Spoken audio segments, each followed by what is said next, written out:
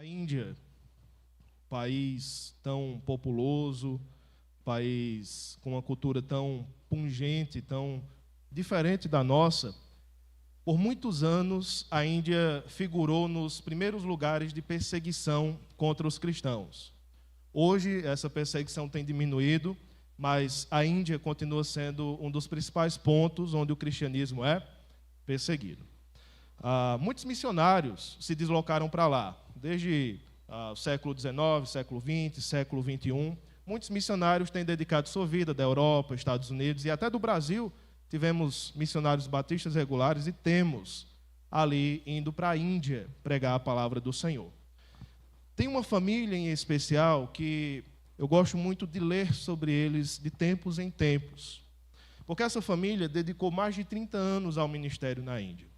Era um pai, uma esposa e 2 filhos e mais uma filha. 2 filhos homens, Timothy e Philip.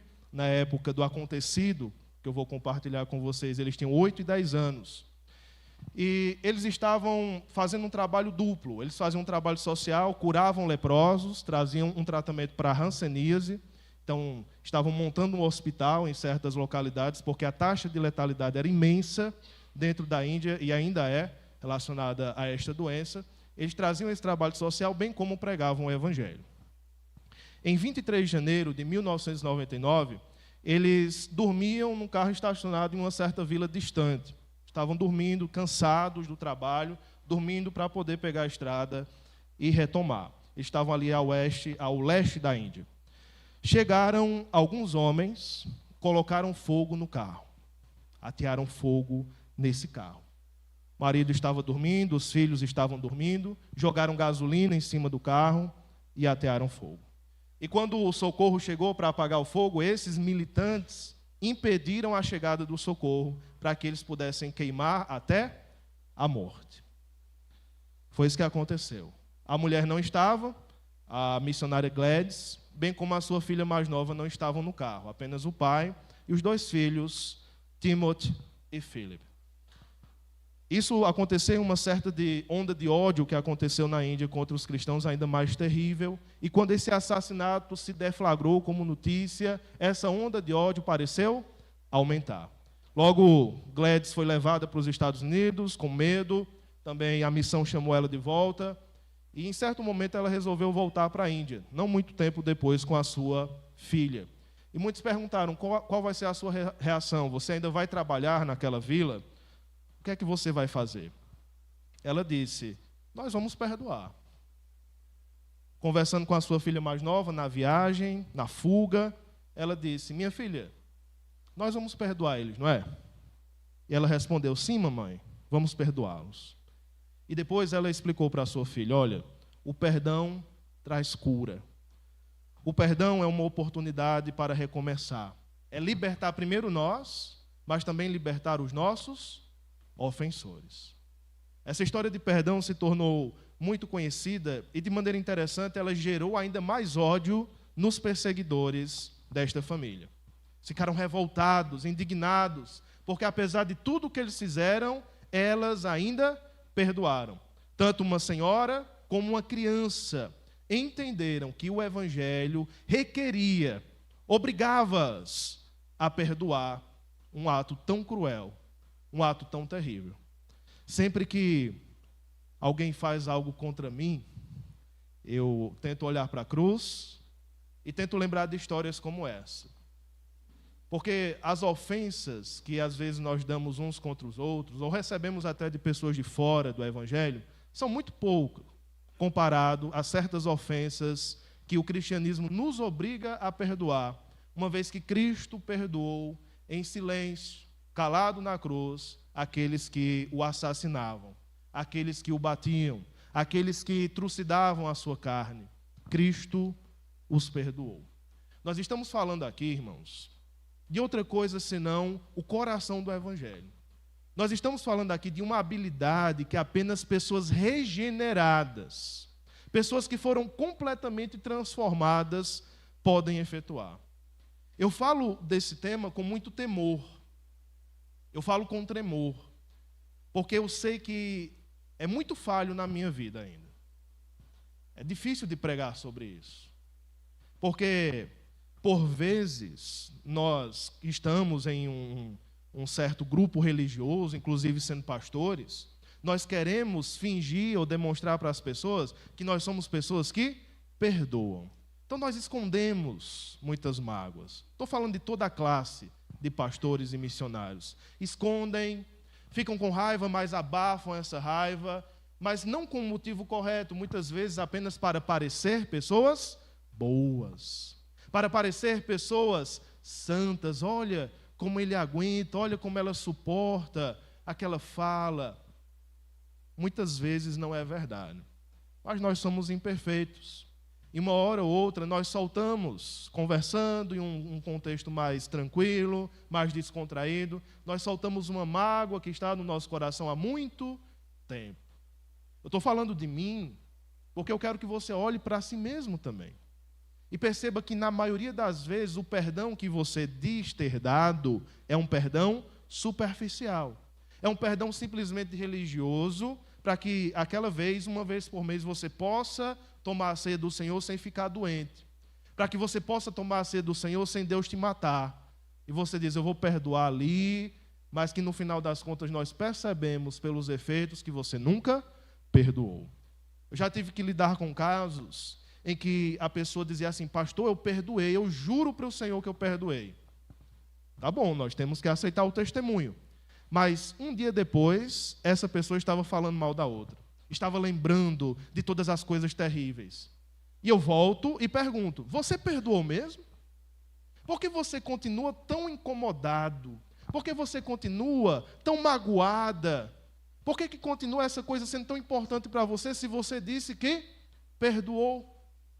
Existem muitas definições erradas de perdão. Perdoar não é simplesmente esquecer. Envolve certa parte disso.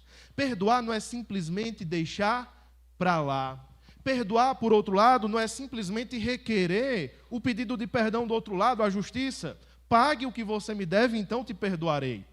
Esses são extremos errados sobre o perdão. O perdão, ele é tão complexo, ele é tão central ao desafio que o cristianismo nos traz, que o John Stott diz que o perdão é um problema para Deus. Se o perdão é um problema para Deus, imagine para nós. Porque o preço que Deus paga para nos perdoar é o preço do sangue do seu Filho, Jesus. É um problema que incomoda. É um problema que leva um Deus que está entronizado a descer dos céus para a terra, a ser humilhado, a andar em poeira suja, a se envolver com pessoas que o odiavam, a sentir olhares, a sentir fofocas. Lembra quando Jesus está ali curando o paralítico? E os fariseus estão, o texto diz, falando consigo mesmos, dialogando consigo mesmos. Quem ele é? Quem ele pensa que é para perdoar pecados? Você imagine Deus tendo que aguentar esse tipo de discurso. Deus, dono de todas as coisas, tendo que aguentar o abuso dos outros. Mas ele aguenta, ele ensina, ele diz, eu tenho autoridade para perdoar. É tanto que eu tenho autoridade para curar. Eu fico pensando que eu, no lugar de Jesus, eu diria, eu não sou obrigado não, homem. Tem que aguentar abuso do povo que eu estou curando. Você não quer cura? Pô, vá lá. Você não quer perdão? Mas a missão, o amor, é superior a qualquer senso de justiça. Ele não julgou como usurpação, como roubo, o ser igual a Deus, mas antes se humilhou. Há tanto para aprender de Cristo, irmãos. Por isso que é uma pregação difícil, é uma fala difícil, porque em todas nós estamos nos colocando no mesmo barco. Mas aqui fica muito claro as nossas falhas. Fica muito claro o modo como todos nós aqui não sabemos perdoar. E muito pela falha do nosso discipulado. Muito pela falha de nós não entendermos o que Cristo fez em nossas vidas. Lembre que esse perdão, lá no início do livro de Efésios, ele é descrito sobre as seguintes duas palavras. Capítulo 1, versículo 7 diz assim, nele, que é o amado, que é Jesus Cristo, temos a redenção pelo seu sangue, a remissão dos pecados, segundo a riqueza de sua graça. O amado, amor, que vai ser descrito ainda, também a graça, todos esses elementos que giram em torno dessas duas palavras. Em Cristo nós temos a redenção e a remissão. São dois horizontes aqui para nós percebermos a obra de Cristo na cruz. A obra que nos salva, que nos faz crentes neste evangelho. A redenção é a libertação.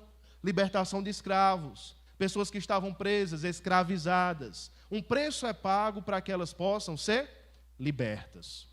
Então, preço, sacrifício é dado. A outra palavra que tem tudo a ver, que poderia ser traduzida inclusive como perdão, é remissão. A remissão tem a ver com esquecimento, com apagamento. Com você estar devendo lá na mercearia uma caderneta de coisas e alguém pagar no seu lugar e aquela folha é retirada e rasgada, porque já foi pago. Eu digo que nós temos visões errôneas sobre o perdão quando você diz que o perdão é simplesmente esquecimento. Não é simplesmente esquecimento. Esse perdão é superficial. Alguém tem que pagar a ofensa. Alguém precisa pagar para que então o esquecimento venha. Essa conversa da autoajuda que tem por aí, que você deve perdoar para a cura da sua alma simplesmente. Perceba que a missionária falou da cura da alma, mas ela não está pensando só na cura da sua alma, mas na cura também dos seus ofensores, na liberação dos seus ofensores, para que eles conheçam a Cristo Jesus. Quando Cristo se defronta com aqueles fariseus, dialogando consigo mesmos, falando mal dele, eu penso que Jesus coloca a sua missão acima de qualquer outra justiça própria. Ele diz, eu vim para salvá-los. Se eu vim para salvá-los, eu preciso aguentar abuso. Eu preciso suportar ofensas. A missão supera todas as coisas. Você há de perceber que só é possível, só é viável a missão da pregação do Evangelho se você entender e praticar o perdão. Não adianta nada aqui nós fazermos um programa evangelístico, um programa missionário, e irmos às nações pregando, se as pessoas olharem para nós e não verem o perdão de Deus. Não vai adiantar nada, porque em nós este evangelho não é visível. Vá comigo, por favor, para o texto central em Efésios, que está no capítulo 4, e a partir do versículo 30, nós vamos ler até o capítulo 5, versículos 1 e 2. Efésios capítulo 4, a partir do nosso versículo 30. Todos nós possamos ler a palavra do nosso Deus que diz: E não entristeçam o Espírito Santo de Deus, no qual vocês foram selados para o dia da redenção. Que não haja no meio de vocês qualquer amargura, indignação, ira, gritaria, blasfêmia, bem como qualquer maldade. Pelo contrário, sejam bondosos e compassivos uns para com os outros, perdoando uns aos outros, como também Deus, em Cristo, perdoou vocês. Portanto, sejam imitadores de Deus, como filhos amados, e vivam em amor, como também Cristo nos amou, e se entregou por nós, como oferta e sacrifício de aroma agradável a Deus. Vamos fazer uma breve oração. Com a Tua palavra aberta, Senhor, o desafio aumenta. Nós não queremos sair daqui a salvo. Nós queremos sair daqui machucados.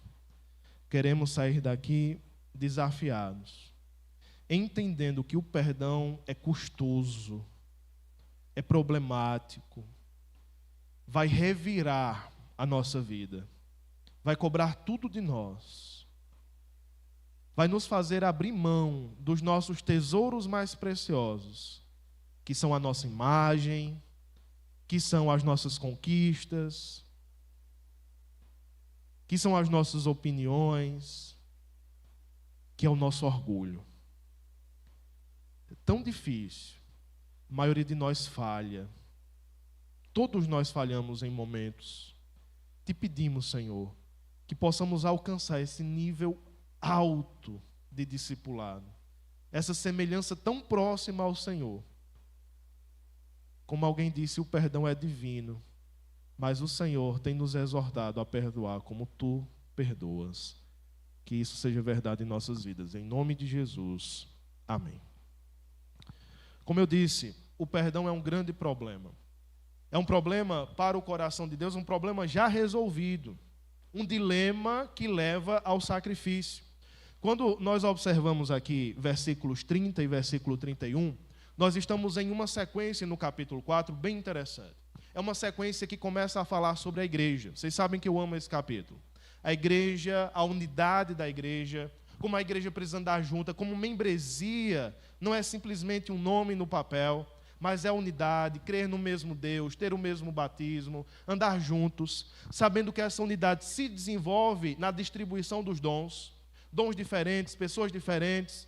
Deus dá esses dons à igreja, que são homens, pastores, mestres, evangelistas, os próprios apóstolos no tempo passado, também os profetas, mas hoje Deus continua dando esses homens para guiar essa unidade, para distribuir esses dons.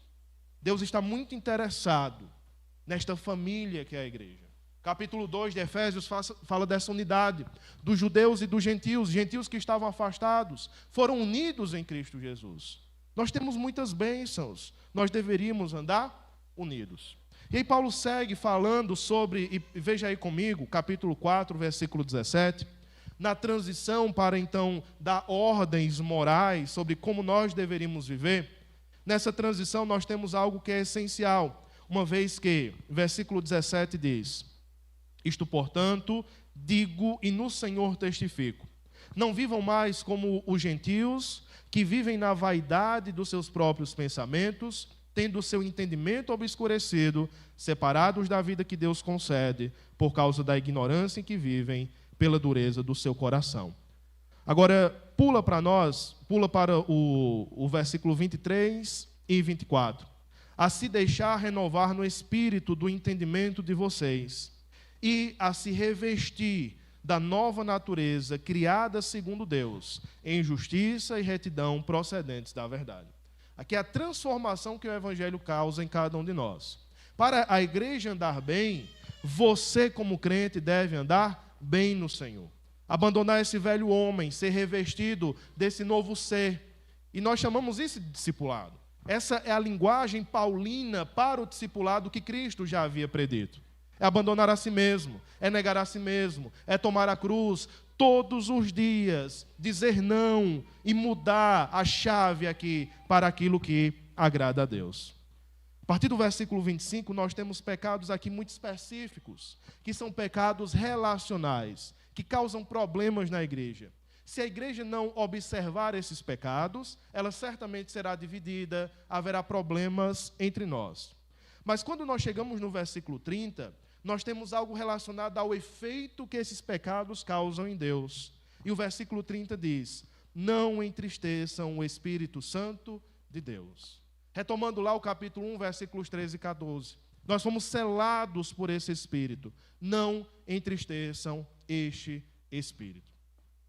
Nós então estamos pensando aqui em uma situação que podemos estar vivendo como igreja, como crentes individuais, e uma outra situação que agradaria a Deus, um extremo oposto. Então você pode pensar aqui, mesmo que o texto não diga, que você pode hoje estar entristecendo o Espírito de Deus, ou você pode em outra situação alegrar o Espírito de Deus, a depender do modo como você age, como você vive. Eu diria que o ápice de toda essa argumentação aqui está no versículo 32. O ápice. E lembrando que antes de chegar no perdão, na necessidade do perdão, Paulo alista vários pecados aqui que hoje ainda estão no meio de nós, que ainda está no coração dos crentes, no versículo 31.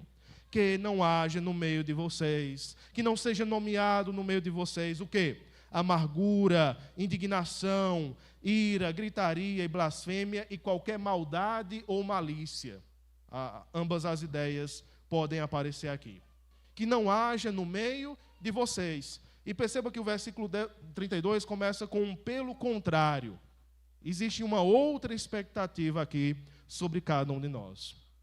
Vejamos então que o perdão, na nossa preparação para perdoar, é um problema que deve ser confrontado, primeiro, vencendo a maldade natural dos nossos corações. Há uma maldade natural dos nossos corações que nos leva a um estado totalmente contrário ao perdão. O perdão não pode ser cultivado em um coração amargo.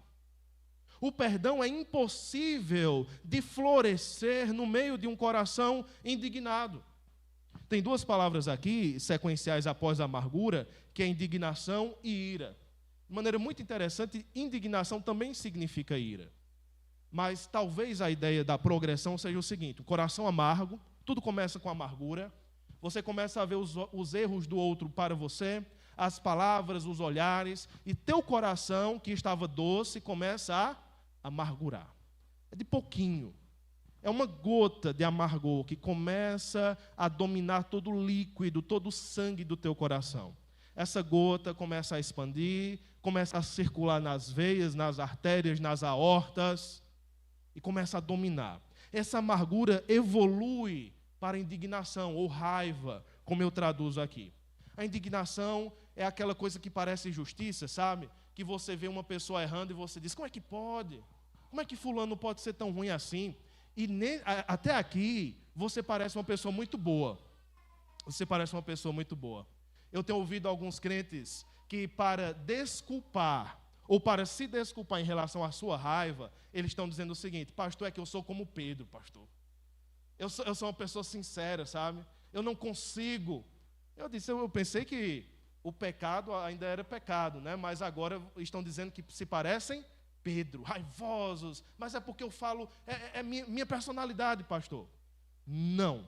Se for indignação, como esta raiva, como essa justiça própria, que sempre está julgando os outros, é pecado. E se Pedro fez, Pedro pecou. Então você não deveria imitar Pedro, você deveria imitar Jesus. E lembre que Pedro está num contexto também relacionado ao perdão, né? Quanto é que a gente deve perdoar? Senhor, vamos reduzir aí, Deus está colocando um padrão muito alto sobre o perdão, mas eles sempre quiseram reduzir, inclusive nós. Nós queremos colocar barreiras para o perdão. Essa indignação evolui para a ira. A ira é mais descarada. É aquela coisa de dizer: eu não aguento ver a face de fulano. Não suporto, tenho ódio, tenho abuso. Se eu pudesse, eu nem via. E muitas vezes eu vejo crentes falando isso. Eu não vejo o menor sentido em um crente conseguir falar esse tipo de palavra. Então vem a gritaria. A gritaria aqui já são os extremos das brigas. Então, nós temos um barraco aqui sendo colocado, as pessoas brigam. Olha, quando uma igreja chega num nível de gritaria, em que em uma sessão, em um momento, um irmão já consegue gritar com o outro, é porque todo um caminho já foi percorrido. Um caminho em que o velho homem foi tomando conta na amargura, na falta do perdão, e depois na ira, na indignação, e aí vem a gritaria. Depois da gritaria, não se engane. A gritaria ainda tem motivos teológicos, às vezes. Ainda tem motivos de crente. Olha, eu estou discordando desse irmão porque esse irmão tem uma posição diferente da minha. Mas uma posição diferente não justifica em modo nenhum uma gritaria. De maneira nenhuma. O modo como nós falamos importa. De novo vem aquela questão de Pedro. Mas pastor, eu falei a verdade. Eu falei a verdade. Se eu gritei, se eu perdi aqui as estribeiras, mas eu estou certo, porque eu falei a verdade. Mas quando eu li Efésios, dizia que eu devo falar a verdade em amor. Eu acho que estão atualizando sem que eu saiba as coisas aqui. A verdade em amor. O modo da boca importa sim. Se você acha que pode falar do jeito que quiser, ríspido do jeito que quiser, você está errado. O modo como você fala, o jeito que você fala também importa. Também importa. Até a sua posição corporal, sabe? Quando a pessoa está falando algo contra você e você fica com um sorrisinho no canto da boca, quando você fica ali fingindo que não está ouvindo, tudo isso importa. Tudo isso é amargura, é ira, é indignação. E não se engane, tudo isso vai nos conduzir à blasfêmia. Porque uma vez que a igreja, que os crentes não estejam perdoando, eles em algum momento vão olhar para Deus e falar algo contra Deus. Tudo isso se resume ainda mais no último ponto aqui, que é a maldade ou a malícia. Tudo isso é ser mal. Perceba que, à medida em que você não perdoa, você é categorizado na Bíblia como uma pessoa maligna. Você quer essa categorização? Você quer essa etiqueta? Olha, fulano ali é uma pessoa maligna. É difícil, né, receber esse tipo de categoria. Só que Deus pode estar olhando para você hoje e considerando você uma pessoa maligna, maliciosa. E a ideia de malícia sempre vem à minha mente a figura da cobra. A cobra é maliciosa. Ela está ali com o seu olhar, na imagem, claro. Não é excepcionalmente o que a cobra é, mas sempre está procurando dar um bote. Sempre está com a malícia de pegar a sua presa. Crentes não podem ser maliciosos. Crentes precisam ser bondosos. Você consegue ver isso no ser de Deus? Malícia, maldade, vontade de destruir, vontade de matar. Irmãos, isso é tão complicado, está tão difícil aqui poder não falar de casos concretos, porque são casos que nós vemos no dia a dia desta igreja. Desta igreja. E é com uma sinceridade muito extrema que eu falo isso. Pessoas aqui, crentes, que não entendem isso. Certo? Pessoas que vivem com ódio de outras. Isso não é possível. É necessário averiguar se você não está indo para o inferno. Se você creu no Evangelho mesmo ou não creu. Porque não faz o menor sentido. Nós não podemos ser maliciosos. Eu sempre oro e penso, isso é imaturidade, isso é falta de conhecimento. E peço a Deus que mude, e peço a Deus que ouça, e peço a Deus que de alguma maneira traga. Mas, às vezes, nós temos que nos perguntar qual a realidade final mesmo das coisas. Será que falta conhecimento? Ou será que nunca creu? Tem um conhecimento, mas não creu. Mas não viveu, não aplicou, não entrou no seu coração. O nosso cristianismo é provado aqui. Pessoas maliciosas, elas não têm nada a ver com o cristianismo. Geralmente, elas são o joio da igreja.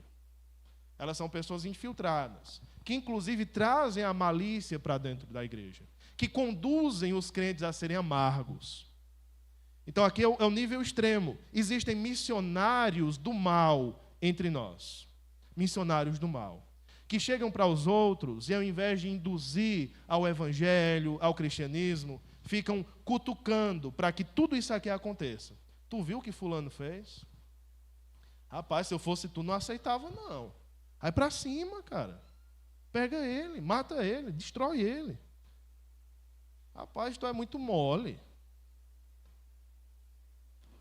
O que isso tem a ver com o cristianismo?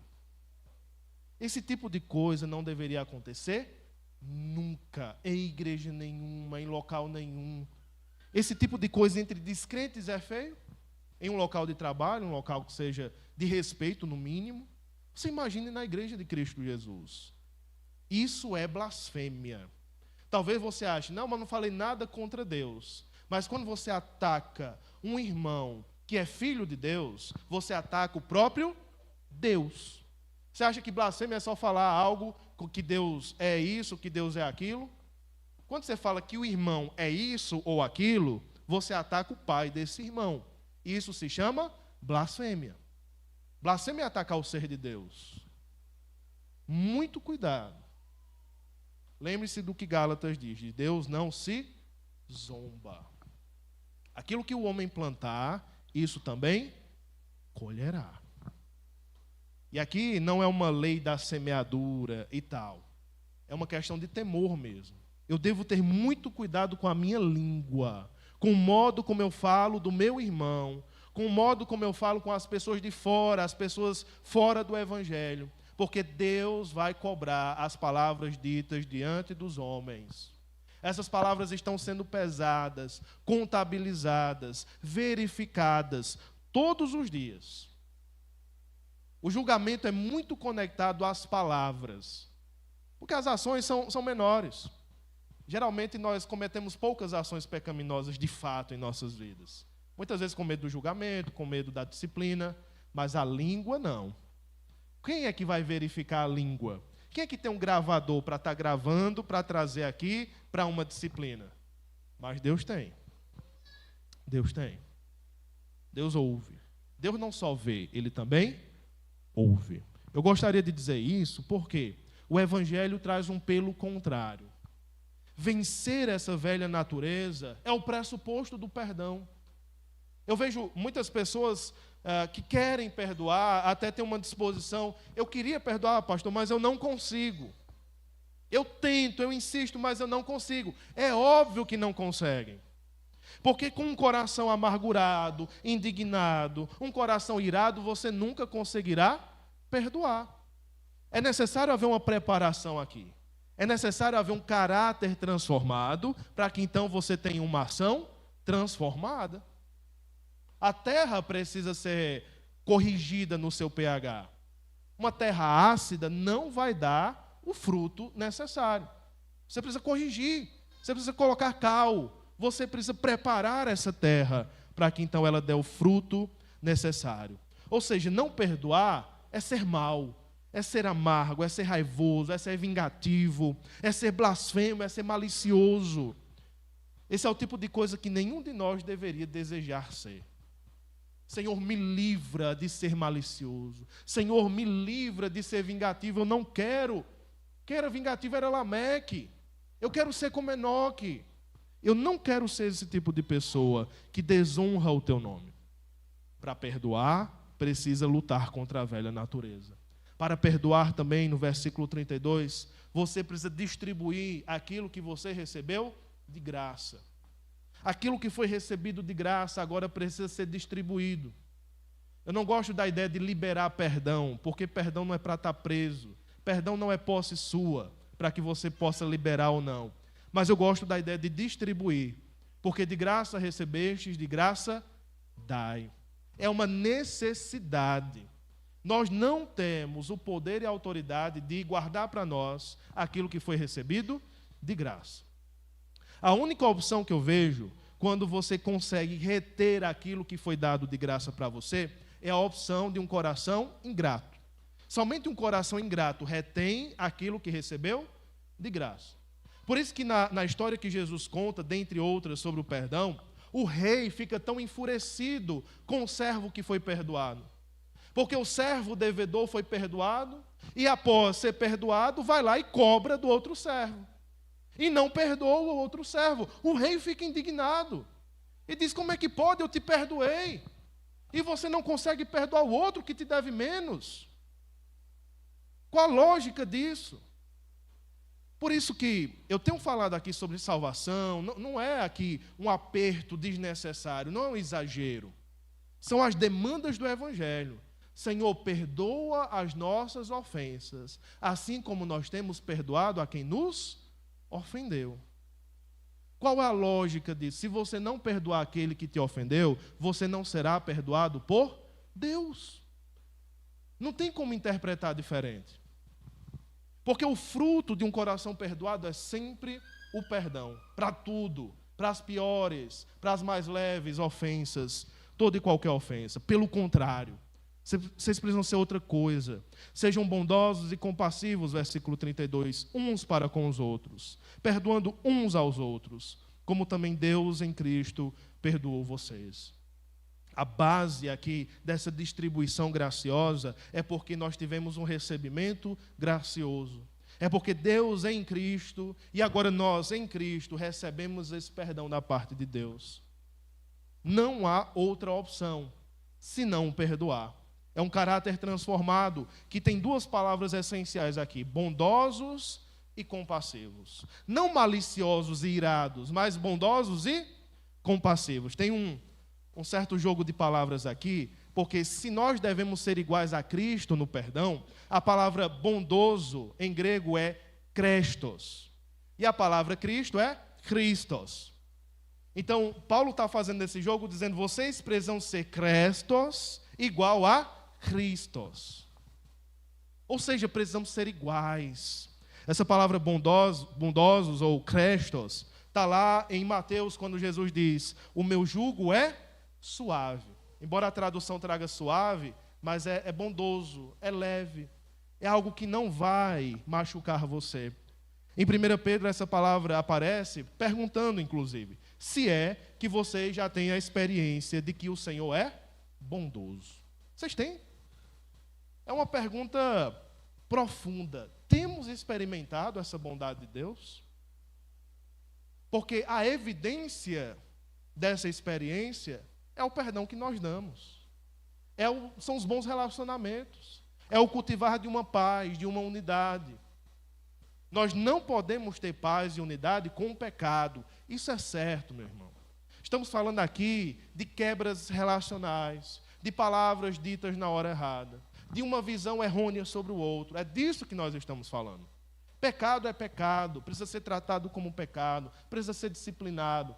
Nós não estamos falando dessa dureza da justiça de Deus que continua entre nós. Inclusive Ele nos disciplinando. Essa seria a área do respeito. Agora estamos falando da área do perdão, de pecadores errando com pecadores, porque é isso que se espera. O que se espera é que pecadores errem com pecadores. Quando alguém chega para mim e diz: pastor, eu estou morrendo de vergonha, mas eu quero confessar um pecado. Eu penso, novidade, que vergonha. O que você espera de pecadores? Que eles pequem. A questão é o que nós vamos fazer com esse pecado, é o perdão que nós vamos pedir, é o perdão que nós vamos dar. Mas não é para ter vergonha. É para ter vergonha de não pedir perdão. É para ter vergonha de ser malicioso. É para ter vergonha de ter um coração duro. Não é para ter vergonha de dizer: me perdoe, meu irmão. Eu errei com você. Eu exagerei. Eu vi as coisas de uma maneira errada, eu estava com raiva. Me perdoe. Não vai arrancar pedaço de ninguém. De certa maneira, é um sacrifício que você faz. Porque você vai ter que abrir mão da sua justiça, mas nada comparado ao que Deus fez.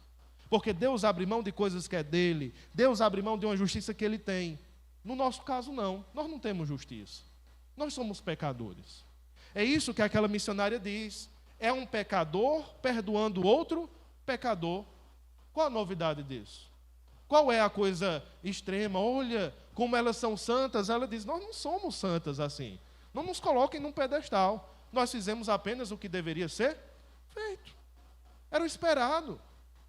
É tão estranho, né? Porque nós trazemos essa história como um perdão extremo, mas deveria ser o dia a dia nosso. Perdoar o assassino? Não era o que deveria ser feito?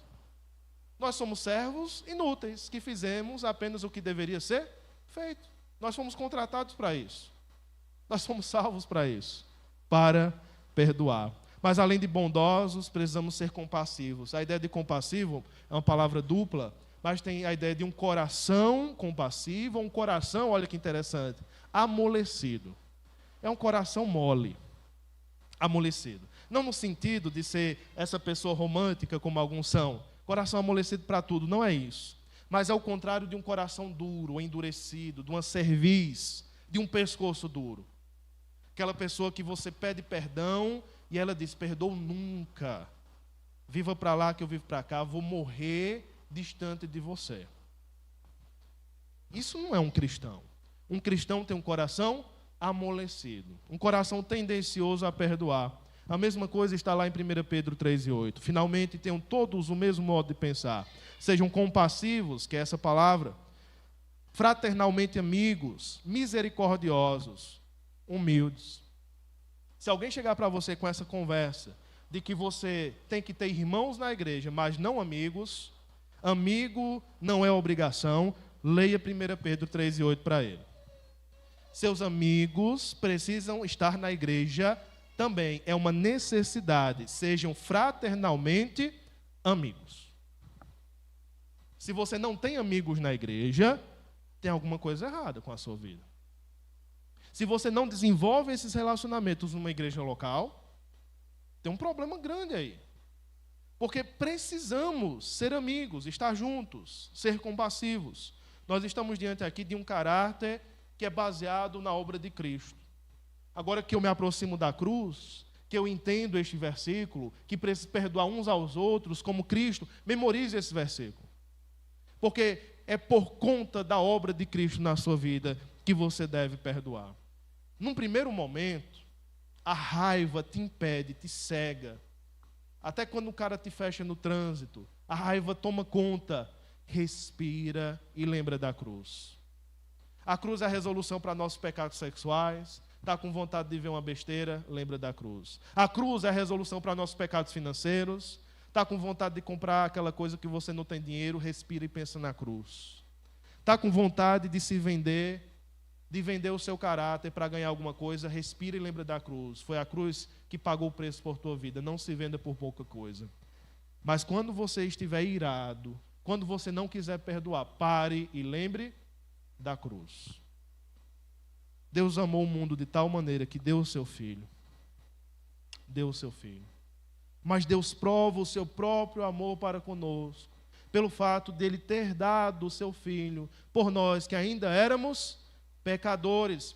E Paulo diz, por um justo, raramente alguém se animaria a morrer. Raramente. Imagine por um injusto. Agora, veja da visão de Deus, que nos perdoou, nós que não merecíamos, Ele nos observando, ainda nos negando a perdoar o outro. Imagina a indignação de Deus. Imagina a ira correta de Deus. Vendo esses crentes que numa visão mundana, numa visão sem amor, tudo sem futuro, tudo sem Deus no mundo, abandonado, sem pai, sem mãe, sem futuro mesmo, literalmente, iam para o inferno. Esse povo que é salvo, ele coloca dentro de uma igreja, ele junta, ele une com o seu sangue. Esse povo continua insistindo em não perdoar. É pesado, viu? É de se indignar. É de ficar irado mesmo. Só que ele pode ficar irado sem pecar. E mesmo assim, ele continua nos perdoando. Ele continua insistindo conosco. Ele continua nos amando. A mesma atitude deveríamos ter. Por isso que nós somos conduzidos a entender que isso é discipulado. E Paulo mesmo continua nessa sequência, que deveria continuar o capítulo 4, no capítulo 5, versículos 1 e 2. Porque lutar contra essa velha natureza, aprender a distribuir o que recebemos de graça, é, no final das contas, aprender a ser semelhante a Cristo Jesus. Versículos 1 e 2 dizem, portanto, dessa maneira, chegamos à conclusão de que sejam imitadores de Deus, como filhos amados. Vivam em amor. O amor é o ápice, é aquilo que nos conduz ao perdão, como também Cristo nos amou.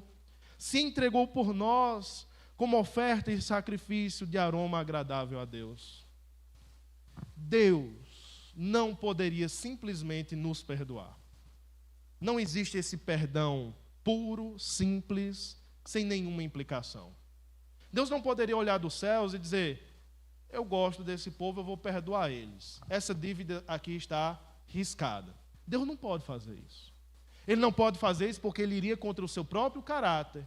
E Deus indo contra o seu próprio caráter seria um tipo de autodestruição, de autonegação. Deus não seria Deus. Porque o pecado precisa ser castigado, precisa ser derrotado, precisa ser colocado em um pagamento. É por isso que nós dizemos que o perdão é um problema para Deus. O perdão é uma faca enfiada no coração de Deus. Porque o perdão requereu de Deus uma oferta, um sacrifício. O seu próprio filho. O seu filho amado. É disso que a igreja precisa lembrar. É disso que a igreja precisa lembrar quando coloca barreiras para o perdão. É disso que os cristãos precisam lembrar. Quantas vezes, Senhor, quantas vezes eu preciso perdoar? Será que é necessário que o outro peça perdão? Eu acho que é. Minha posição teológica, pastor, é a seguinte, olha, eu interpreto os textos que só perdoo se o outro pedir perdão. É mesmo descrente. Interprete do jeito que você quiser. Você é livre para interpretar. Mas você também é livre para desagradar a Deus, para entristecer o Espírito Santo de Deus. Em nenhum momento as Escrituras dizem que o perdão é condicional ou condicionado a algo. Só se o outro fizer que eu devo perdoar. Em nenhum momento. Em nenhum momento a Escritura diz que o perdão é esquecer. Temos dois níveis aqui. Deus perdoa os teus pecados, concorda? Você cometeu o pior pecado hoje, você matou alguém, Deus perdoa os teus pecados. Você pode se arrepender e ser perdoado, mas você vai preso, vai para a cadeia e vai pagar os teus pecados. As consequências dos teus pecados vêm. Aqui nós estamos falando de santificação. Eu posso te perdoar. Eu posso perdoar diante da cruz, abrir mão da minha justiça, do que eu cobraria de você, abro mão. Mas isso não quer dizer que muitas vezes existam implicações para o seu pecado. Não ache que é simplesmente uma obrigação do outro perdoar e você vai se safar de todas as questões, não. Você está aqui em uma igreja, no meio dos cristãos, amargo, indignado, irado, querendo gritar, querendo blasfemar, saiba que também há implicações. As pessoas, os crentes podem lhe perdoar, mas há implicações para o que você faz diante de Deus e pode também haver diante da igreja. Cristãos são reconhecidos por serem semelhantes a Jesus. Por isso que são chamados de cristãos. Assim como Jesus perdoou, também eles perdoam. São imitadores. Ficam olhando para o mestre dizendo: e agora, mestre? Qual o próximo passo? O que devo fazer agora? Qual o próximo passo, Senhor? Diante dessa situação tão terrível, o que devo fazer? Foi isso que Gladys fez. Ela escreveu assim: quando soube que a minha família havia morrido, meu marido, meus 2 filhos, eu disse: nós temos que perdoar, né? Como conseguir perdoar? A verdade é que também sou pecadora e preciso do perdão de Jesus Cristo. O fato de eu ter Jesus em minha vida torna possível perdoar os outros.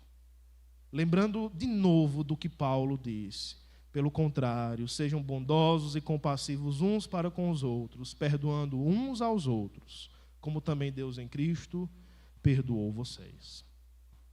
É necessário, é um desafio. Uma onda de ódio continuou surgindo na Índia. Como é que podem esses cristãos perdoarem? Alguns anos depois que essa história se espalhou em todo o continente indiano, Gladys voltou e outra missionária estava pregando o evangelho, e ela comentou que um indiano chegou para ela, depois de receber um folheto, e perguntou: esse Jesus que vocês estão falando é o mesmo daquela missionária que o marido foi assassinado, os filhos foram assassinados? É o mesmo Jesus? A missionária disse: é. E esse indiano disse: eu quero conhecer esse Jesus, eu quero. Porque se esse Jesus fez essa mulher perdoar essas coisas, ele é poderoso. Ele muda mesmo. Quero conhecer esse Jesus. Nós esquecemos muitas vezes do poder do evangelho. A minha impressão é que nós aceitamos o evangelho, mas ele é tão poderoso que nós não utilizamos 1% do seu poder. O poder do evangelho pode transformar vidas, igrejas, nações. Ele pode alastrar um fogo como o testemunho de Gladys. Um fogo na Índia de testemunho.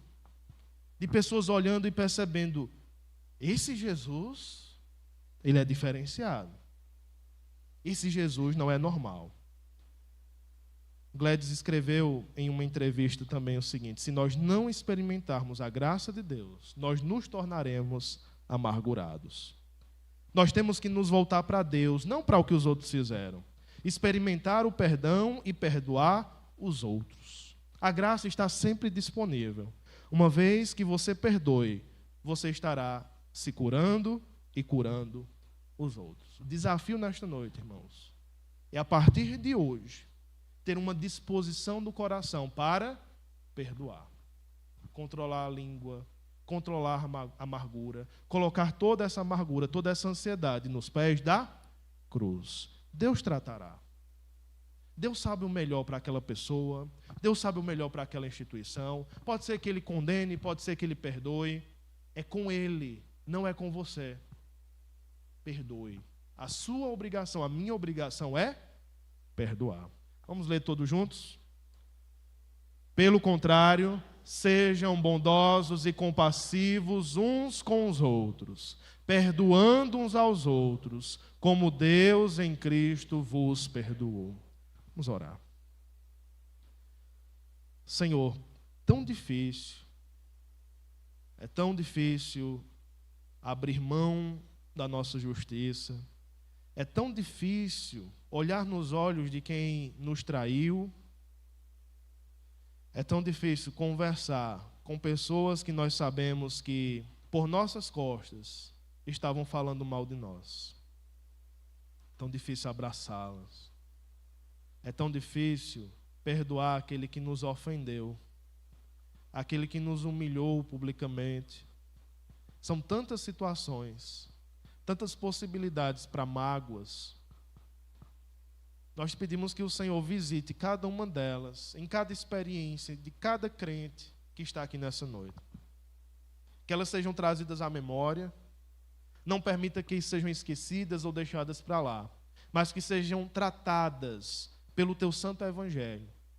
Que velhas mágoas sejam trazidas à tona para serem curadas com o Teu sangue, não enterradas como cadáveres escondidos, como coisa de criminoso, que esconde e prefere não sofrer o dano. Que sejamos verdadeiros, honestos, que tragamos essas coisas à tona, que possamos tratá-las, que possamos conversar, que nessa disposição do nosso coração o Senhor seja glorificado, que a amargura seja vencida com a doçura do Evangelho. Aqueles que têm um coração mais duro por natureza, porque o Senhor também permite esses corações e usa esses corações, pessoas mais práticas, pessoas que vão direto ao ponto, que o Senhor trate também dessas pessoas, para que em meio à sua personalidade possam obedecer ao Evangelho e não se ancorar na sua personalidade para pecar. Há aqueles que são mais suaves, são mais políticos, mas que muitas vezes apenas aparentam perdoar e não perdoam. Que o Senhor trate desses também, para que possam dispor de um perdão verdadeiro, de um perdão que paga o preço.